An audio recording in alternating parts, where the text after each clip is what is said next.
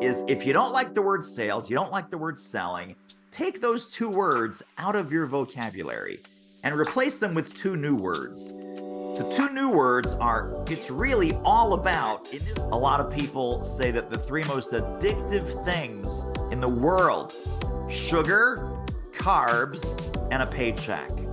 And I will tell you, I had a blinding flash right then and there. The problem with being a generalist is that you're known for lots of different things, which means you're really known for nothing.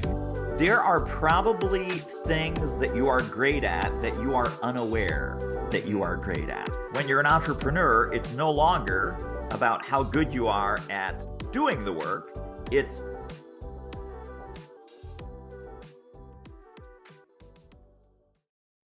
Mr. David Newman, welcome to the Book Thinkers Life-Changing Books podcast. How are you feeling today? Nick and Luke, I am ready to change my life, so let's hit it. Yes, well, you are in the right place, I'll tell you that. David, pretend our audience has no clue who you are. They don't know anything about your three books. They don't know anything about your business. They don't know who David Newman is. Can you please introduce us, fill us in? Well, once I get over the shock that there's actually people who don't know who I am, once I gather myself together, yes, Nick, absolutely happy to. So my name is David Newman. I run a company called Do It Marketing. My first book, purely for lack of imagination, my first book was called Do It Marketing because I figure that's the name of the company. So that's the name of my platform. And the Do It Marketing book is actually 10 years old this year. So Do It Marketing came out in 2013. We're recording this in 2023. And then Do It Speaking came out in 2020. And then the latest book is called Do It Selling.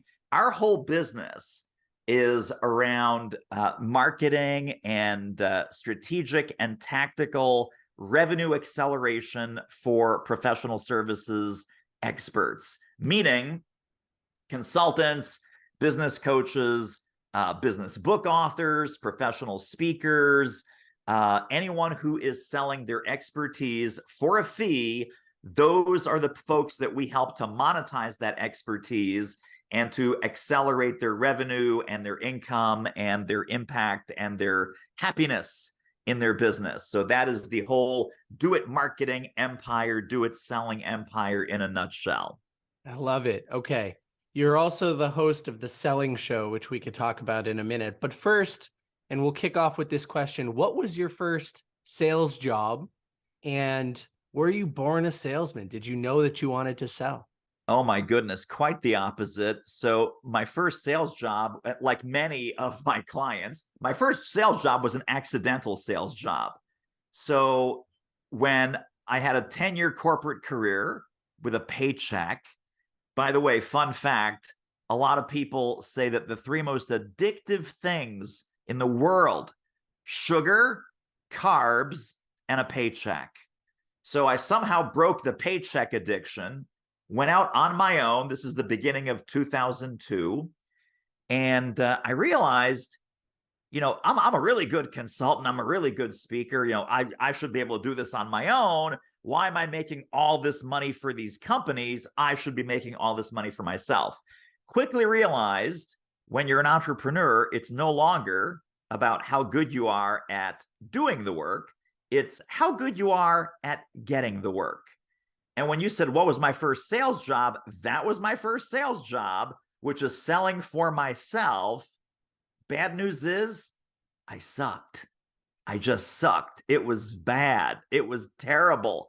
I made every mistake in the book. First of all, I went out in the marketplace as a generalist. So literally 30 different workshops. I signed up with one of these franchise training companies where 30 different workshop binders arrive in a box, thud, drop that off at the front door, ding dong, delivery. And oh, look, there's my business, 30 different workshop binders in it. So literally it was leadership, sales, marketing, time management, HR, leading through trust, leading through change, effective presentation skills, performance reviews, everything under the sun. And I went out into the marketplace as a generalist. I've now learned, here's a soundbite, folks.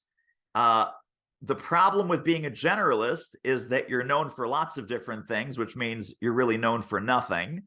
And, generalists kind of fade into the background, and experts and specialists are the ones that really thrive.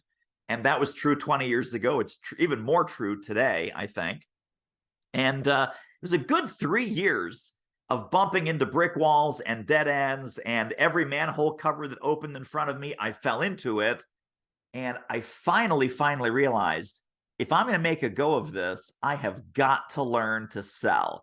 And then I started hiring some mentors. I started studying. I realized a lot of the sales training out there, and I think this is still true today, a lot of the sales training out there is fantastic, either for enterprise sales, meaning, hey, you're selling for IBM, you're selling for financial products for Merrill Lynch, and a lot of sales training came out of those big companies. Like Xerox is another example. And it was Xerox sales training, world famous.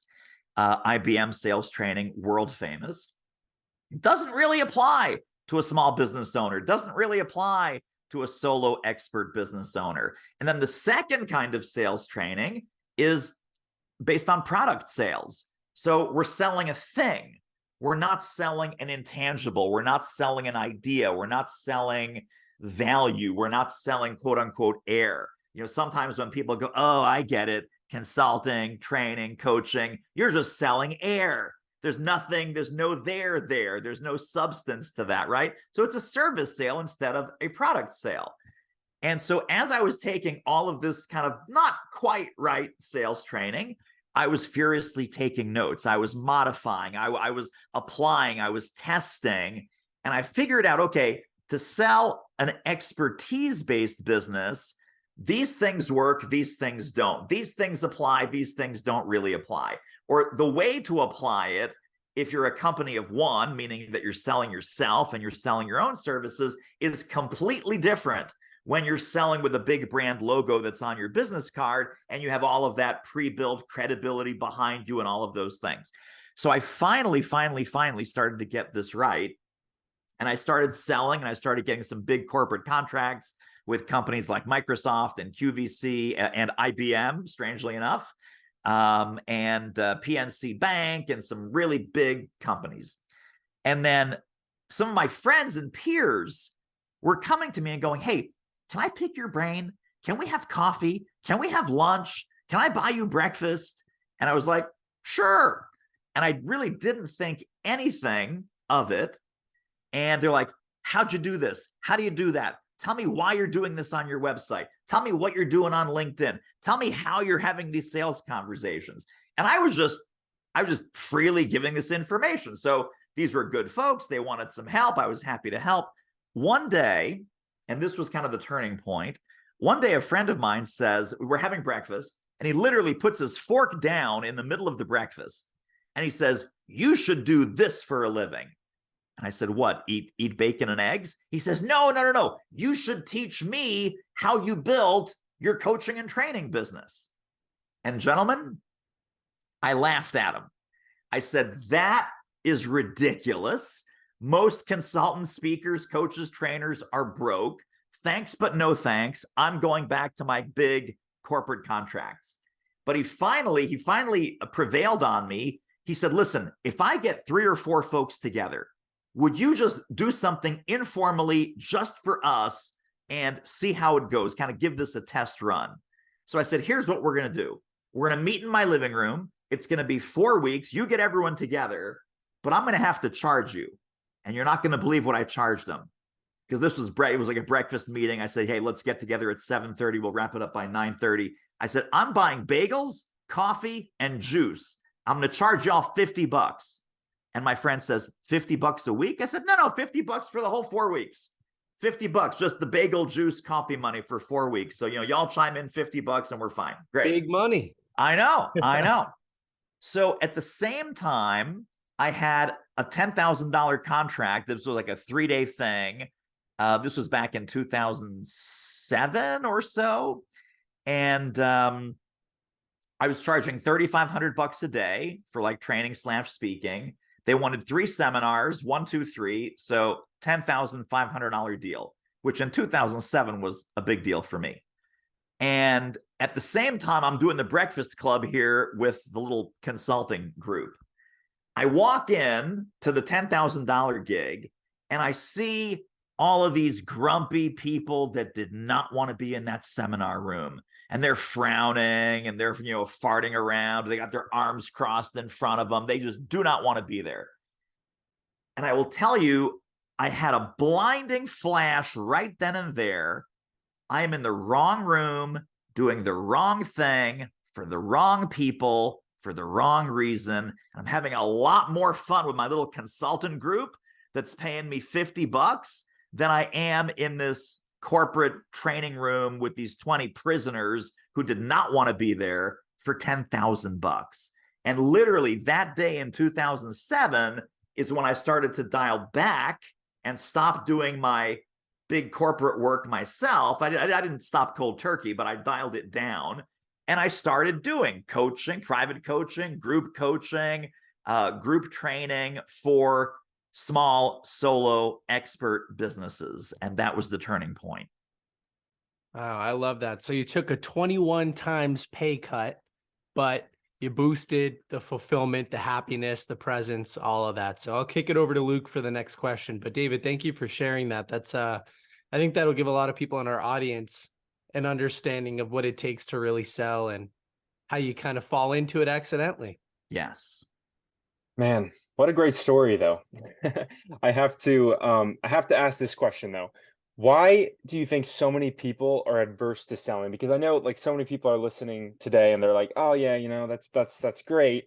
I hear you. I know we have to sell, but salespeople are icky and I don't want to have to do that. What do you say to those people? So Luke, I think it's three sources of that. Number one, it is bad sales training. Number two, it's bad sales people that we've experienced as prospects. And it's bad sales experiences where either you sold something and it was a bad experience, or you were sold to and that was a bad experience. So I think if we redefine selling, and that's one of the first things I do in the early part of the Do It Selling book, is if you don't like the word sales, you don't like the word selling, take those two words out of your vocabulary and replace them with two new words. The two new words are invitation and conversation, because I really believe that sales, especially trusted advisor type of selling, it's really all about initially an invitation to a conversation. Generally speaking, when I say, okay, the word invitation, no one's afraid of invitations. No one thinks invitations are scary or bad. Invitations are usually good. On the other end of an invitation is a party with cookies, cake, bourbon, whatever. So invitations, good. We like getting them. We like sending them. Conversation. Let's look at part two. Generally, people are not afraid of a conversation. Conversations where you get to meet new people, connect, exchange ideas, share experiences, perhaps start relationships. Some of those relationships might be fairly short-lived. Some may be lifelong friendships get started that way. Some of those relationships might be your next strategic introducer, your next referral partner, your next center of influence. You never know who you're going to meet. And so generally conversations, people are not afraid of that either. So when I tell a consultant or a coach or a trainer, hey, how many people last week did you invite to a conversation about how you can help them? And they go, oh boy, yeah, hardly any. I said, do you know who you want to do business with? Oh, yeah, sure. Do you have a target list? Yeah, totally. Do you interact with these folks on LinkedIn? Sometimes. Do you ever connect with them? Maybe. I'm a little bit shy. I don't want to do this. Do you ever email them if you happen to have their email address? Oh no, that would be weird. Do you ever God forbid you pick up the phone and call them? No. Oh my, no. So again, that's because we're afraid of being pitchy. We're afraid of interrupting people. We're afraid of being a pest. We're afraid of being part of the noise. If we build a relationship and then we simply ask the other person, as they're talking about a problem or an issue or a challenge, hey, I'm curious, would you like some help with that? Right? That is the easiest, most natural, organic type of quote unquote sales conversation. I mean, that's at the 101 level. We talk more in the Do It Selling book about what does 201, 301, 401, and 501 look like, because there's a ton of questions and questioning frameworks in the book. But essentially, even a networking conversation can generate business. So we've got some amazing folks on our team that help me deliver this work to the clients. One of our coaches, whose name is Ray will be able to close business in a grocery store. In a grocery store at the checkout line, he just starts up a conversation with somebody ahead of him, behind him, whatever it is. Maybe they have a business of some kind. And, hey, what's up? What's cooking? He'll make a joke. He's a very fun guy. And people will just start to spill their guts a little bit. Oh, God, I'm so frustrated. I'll tell you, I got this problem with some of my folks down at the store and blah, blah, blah, blah. Ray says, do you want some help with that? Yes. Oh, my God, give me your card. Let's set up a call. I'm happy to help. Now, again, it always starts with a helping call. In my world, it always starts with a helping call. If there's business to be done, people are smart. They will sometimes ask you, hey, how can I hire you? How can I work with you? I mean, it's funny. Nick and I met through networking, and Nick didn't pitch me. Nick didn't make an offer. I found out what Nick did. I found out what kind of guy he was. I found out about his track record of what you guys do at Book Thinkers. And I was like, hey, Nick, can we have a chat? Because maybe I could, we could maybe help each other with some stuff. And here we are. So there you go. I mean, literally, if you can close deals in a grocery store line and you're totally comfortable inviting people to a conversation about how you can help them, I think the whole selling mystery and resistance will start to fade away. Yeah, I think so too. David, I'd like to share my first selling experience with you. I was in college working for a company called Collegiate Entrepreneurs that would help you start and run your own painting business during the summer, house painting. And so I went to some sales trainings with the local guy that hired me, did a little bit of role playing, started to read some sales books. I went out to knock doors my very first time. I had this entire script built up in my mind. Knock on the first door and the homeowner says, hello, like, what's going on? And I said, hey, would you like an estimate? And they were like, who are you? And an estimate for what? And I totally forgot the whole first half of my sales script because I was so nervous. And the sales trainer behind me stepped in and helped clean it up a little bit. But I'll tell you what, by the end of that first day, I knocked doors for a few hours. I set up 4 or 5 appointments. And I thought that was the most that anybody had ever set up in their first day cold calling with this guy out of a couple dozen people. And I thought, wow, I might have a little knack for this, through the repetition. So do you hear stories like that all the time? I mean, are people's first sales experiences typically awkward? People's first sales experiences are 99.9% awkward, uncomfortable. And it's funny. And I love your success story, Nick, because just because it's awkward, just because it's uncomfortable, does not necessarily mean that it's not successful.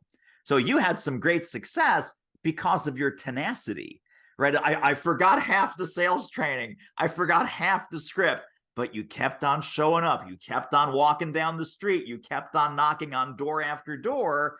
And sometimes, especially early on, if you have not had a lot of training and you really kind of quote unquote don't know what you're doing, it's almost like beginner's luck is in your favor because you're not worrying about being a better salesperson. You're just showing up, right? You're showing up, you're authentic, you're being real, you're being yourself, and people can connect with that. And it also ties back to one of my big lessons in sales, that when I was heads down, really studying all of the sales stuff, one of my early mentors says, David, you seem really committed to being a better salesperson. Don't worry so much about that. Be a better person and more sales will happen. And that, to me, I still keep that top of mind. And that's part of our core training for all the people that we work with is be more curious, be more helpful, be more relevant, be more connected. There it is, right? You're holding up that page. Yeah. So this is such an important thing. We look at, here's David Newman, the human being. And then over here in this next chair, here's David Newman, the salesperson. Folks, I got good news for you. you're all sitting in the same chair. There is only one Luke. There is only one Nick. There is only one David. And the more of that Luke and David and Nick that you bring to your sales conversations, the more comfortable you're going to be, the more comfortable your prospects are going to be, and the more effective and successful you will be. Because people pick up when someone is just after the sale, right? In sales, we call it commission breath, right? It's like, oh, I can smell the commission breath on this guy. He's just after my credit card. He doesn't care if I'm going to be successful. He doesn't care if this product or service is a good fit. He doesn't care about the outcome. He just wants to run my credit card and ka-ching, ka-ching, ka-ching. Other people, we can sense, wow, this person's really curious about me or my situation or about my business.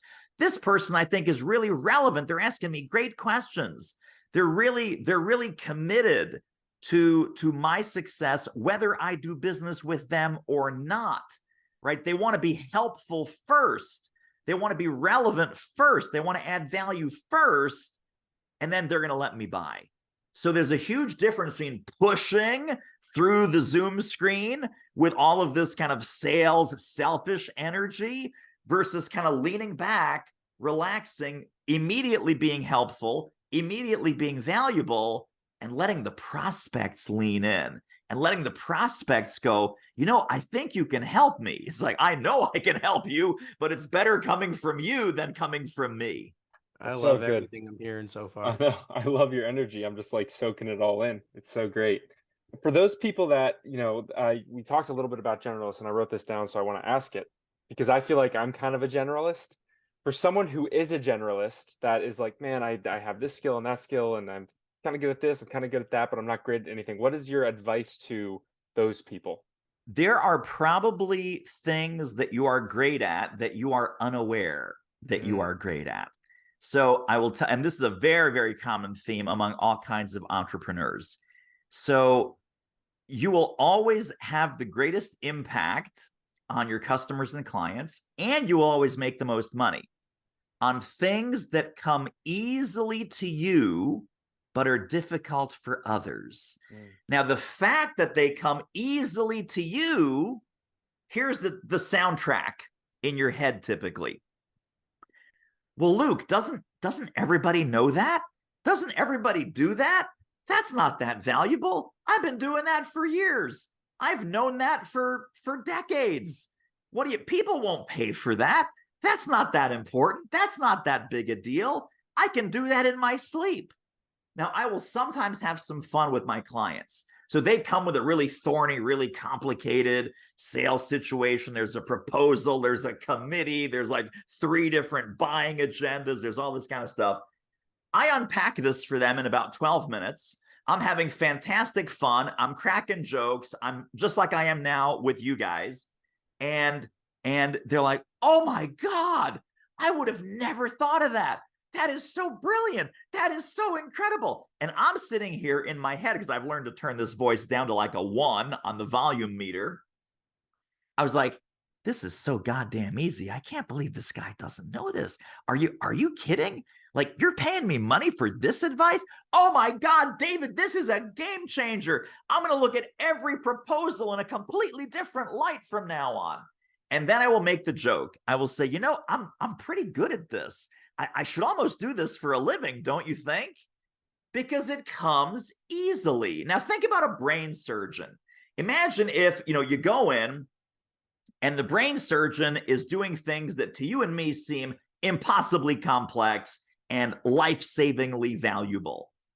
Imagine if the brain surgeon is there nervous, sweating, going, oh my God, I don't know how this works. I don't know what to do. Is this a scalpel? What kind of, oh gosh. And oh, this guy's brain looks like a different kind of brain. I don't know. Brain surgeon doesn't walk into the operating room that way. Brain surgeon walks into the operating room going, got it. Give me a number 3. Fantastic. You'd look at this guy. He's like, he's slicing deli meat. It's no big deal. And he's got an 8 o'clock operation. He's got 11 o'clock operation. The final thing he's doing is the 2 o'clock operation. So this reminds me, funny story about my dentist. So I go in for a root canal. This is my first root canal. And, you know, root canal's famous. Like, oh, it's very painful. Ugh. kids, it's not that painful. It's a little uncomfortable. It's not that painful. So he's about to start, and he's a little bit of a comedian. So he's like, root canal, root canal. He's scratching his head. Gosh, I haven't done one of these in 2 hours. So again, the joke is, I do this all the time. This is second nature. This is easy for me. Relax. I got this. Right. So when you say, who am I, right? Imposter syndrome. Who am I to fill in the blank? Who am I to host a podcast? Who am I to be helping authors to showcase their books and their brilliance? Who am I to coach, consult, teach, train, whatever? Well, do you love it? Yes. Are you pretty good at it? Yes. Does it come easily to you? Is it fun? Is it like doing a crossword puzzle? Would you almost do it for free? Yes, yes, yes. Great. I guarantee for other people, you're a magician, but you don't see your own magic because to you, it comes easily.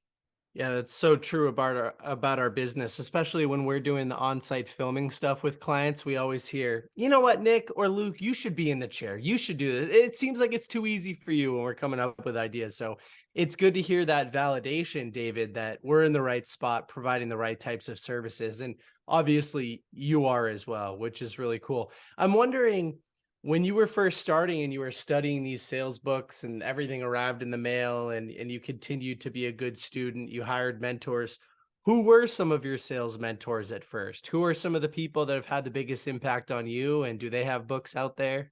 They do. So one of my first sales mentors, and I'm sure I'm among millions of people because he's sold millions of books, is Jeffrey Gitomer.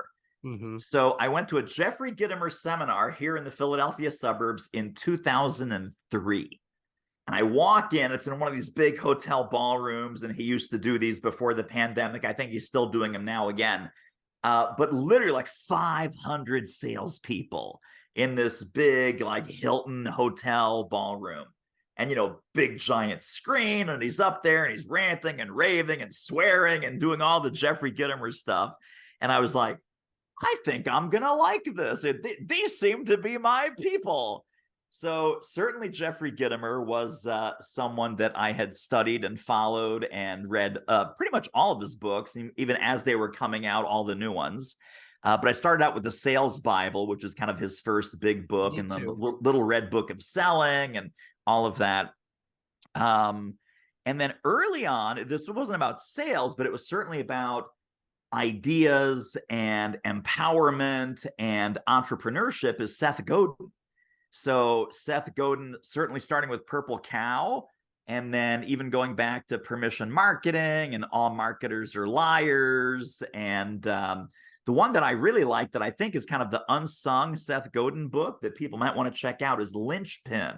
Linchpin is a fantastic book if you haven't read that, about your importance to your clients, your importance in the world, and also, frankly, fighting some of that imposter syndrome that we were just talking about. Like, who am I to be doing this? Who am I to be doing that?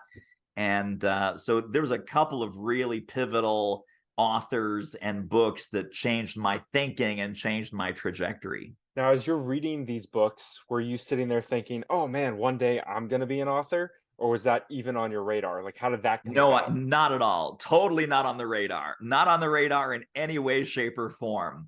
And it's funny because, and I'm sure that you guys can track with this, and our listeners can track with this. Once you've had a little bit of success, whatever you measure success by, and then you look back and you say, did I even see myself here 5 years ago? Could I even imagine that this was possible? So it's funny because there's all this concept of having big, giant goals, right? I'm going to be an Olympic athlete. I'm going to be a New York Times best-selling author. And certainly some people do have those goals from very, very early on. But most of us mere mortals, we just do the day-to-day work. And we just seize the opportunities. We maximize our value. We try and help and serve as much as we can. And then slowly, all of that good work, all of that studying, all of that preparation, all of that investment that we make in ourselves, emotionally, intellectually, financially, it all starts to pay off. And then you turn around, you're like, I never imagined. So even in my career, I got my certified speaking professional designation from the National Speakers Association in 2014. Never imagined that I would qualify, and, because all my heroes and mentors were certified speaking professionals, including Jeffrey Gitomer, by the way.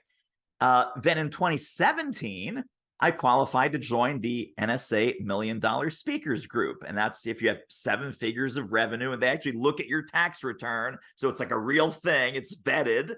And I was like, I was having a hard time making like 50 grand a year, frankly. Or early on, it's like, I don't know how to make 50 grand.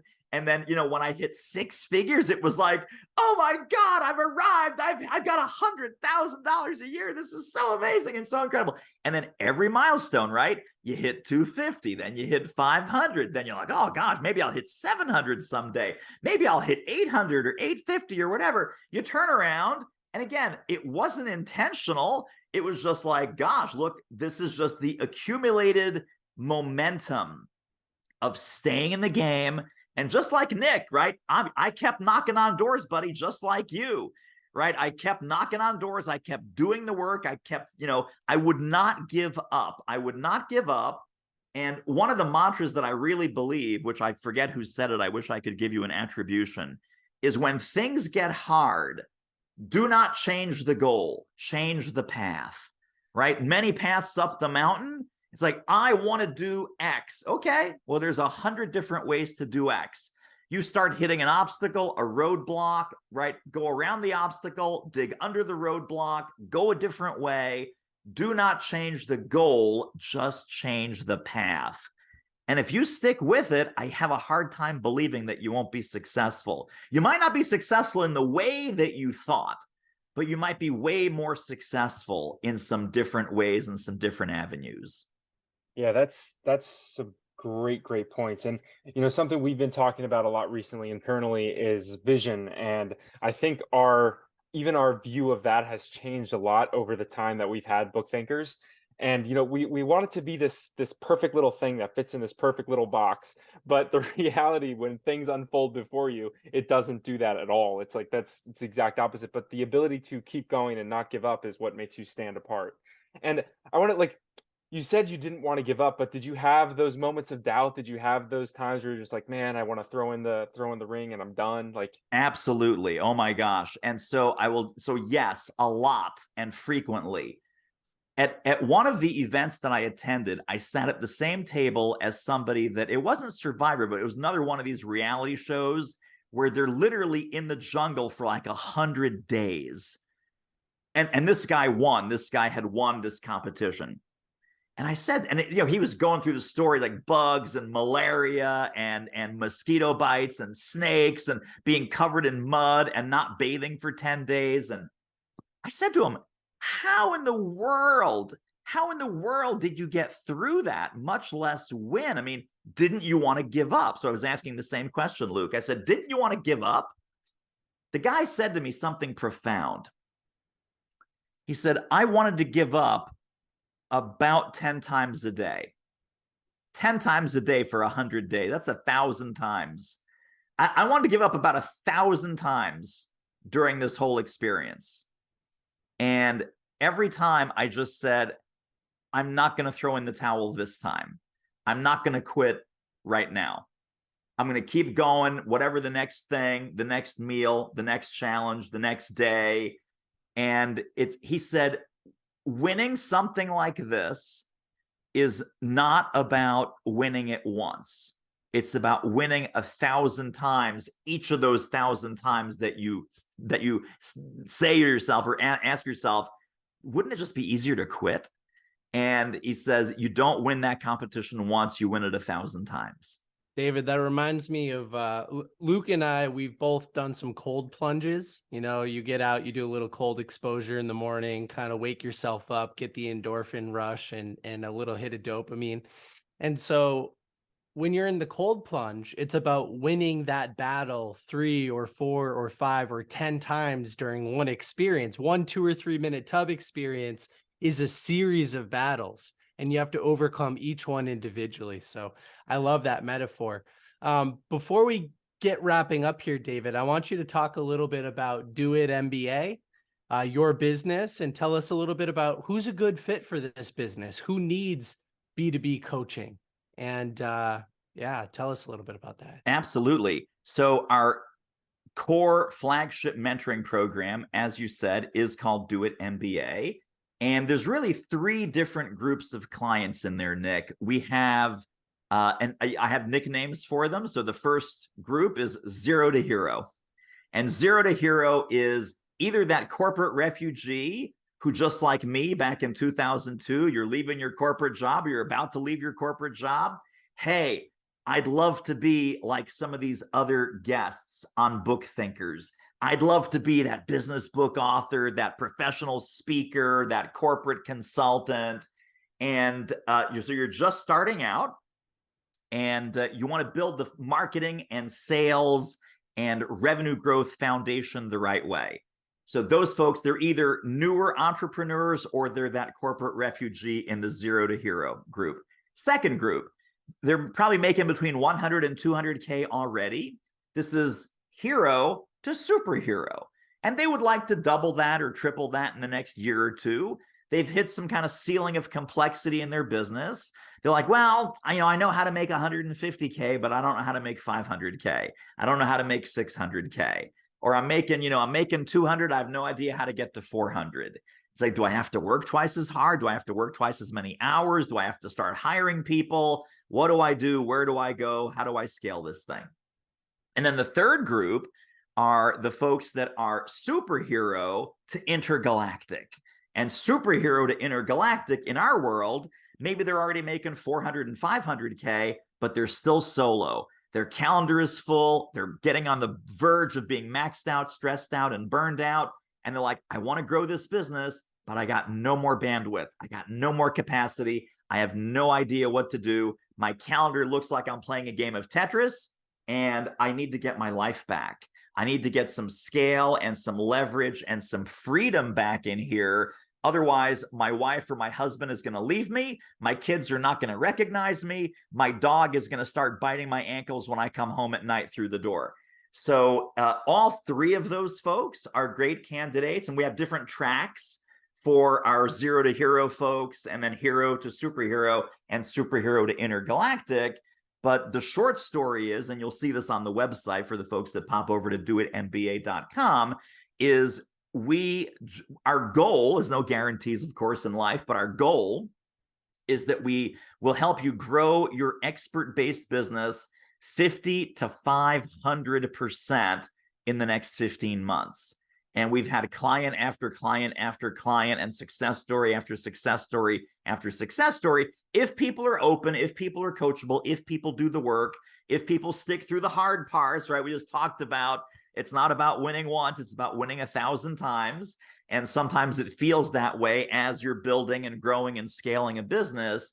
But if they stay in the game with our help, with our structure, with our guidance, we have an amazing track record of client success stories.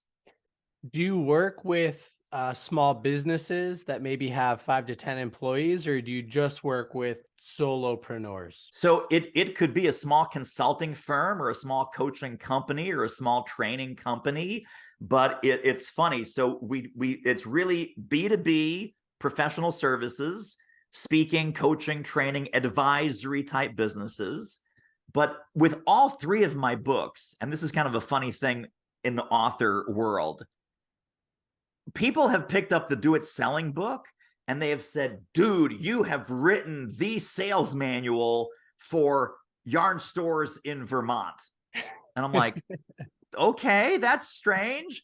And then someone else will say, oh, I have an industrial steel rack manufacturing company in Chicago. This is my new sales go-to book. I'm like, industrial steel rack manufacturing? Like, what? Someone else is in real estate, so we don't coach real estate people usually. You have written the sales Bible for every real estate agent. So as much as I love those folks getting value from the book, our clients are typically not yarn store in Vermont, not steel rack manufacturer, not real estate agent. but it's that professional services seller who sells their expertise by way of consulting, coaching, speaking, or training. Interesting. Okay, maybe we have to have a conversation once this is over about that. But Luke, I'll Excellent. kick it over to you for your famous final questions. Yeah, well, before we get to that final question, I just wanted to say, on this podcast live, that the book that you wrote is not only amazing, the content itself, but also the inside is just beautiful. Before we hit record, we were talking about that. And for those listening that haven't checked out Do It Selling, please go look at it. What did we say? It's a coffee table book for business. I mean, Yes. that's like says it perfect. It's a masterpiece. It's beautifully done. So the final question that I always ask our guest is really simple, but kind of difficult to answer, which I like. You pass on, and all the information that you put out just disappears. You don't have your books, you don't have your website, nothing. But you're allowed to leave the world with one single piece of advice. What would it be? Don't worry about being a better salesperson. Be a better person. Boom. Nail on the head. I love it. There's a reason I highlighted that in here. Yeah. That's what it comes down to ultimately. And I think you kind of roundaboutly said it, but know thyself first too, which is great. Well, David, thank you so much for your time. I love your energy. This has been an amazing conversation. I always hate when these things have to end, to be honest. Like, I just want to keep going for another 2 hours, but it's been a blast and we appreciate your time. So thank you. Well, Luke and Nick, thank you both. This was great fun.